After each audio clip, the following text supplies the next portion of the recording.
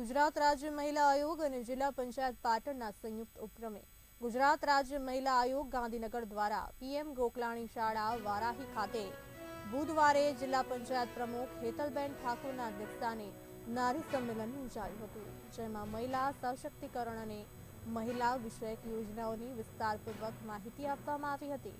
કાર્યક્રમમાં નારી અદાલત, મહિલા સશક્તિકરણ અને મહિલા વિષયક યોજનાની જાણકારી આપવામાં આવી હતી. રાજ્ય સરકાર નારીઓના હકો અને સર્વાંગી વિકાસ માટે હંમેશા પ્રયત્નશીલ છે, તેમ જિલ્લા પંચાયત પ્રમુખ હેતલબેન ઠાકોરે માહિતી આપી હતી.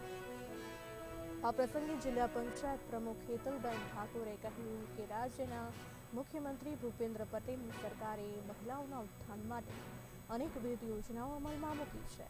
દીકરીઓના જન્મદરના વધારાને પ્રોત્સાહન આપવા અને મહિલાઓનો ઉત્કર્ષ માટે અનેક યોજના અમલમાં મૂકવામાં આવી છે.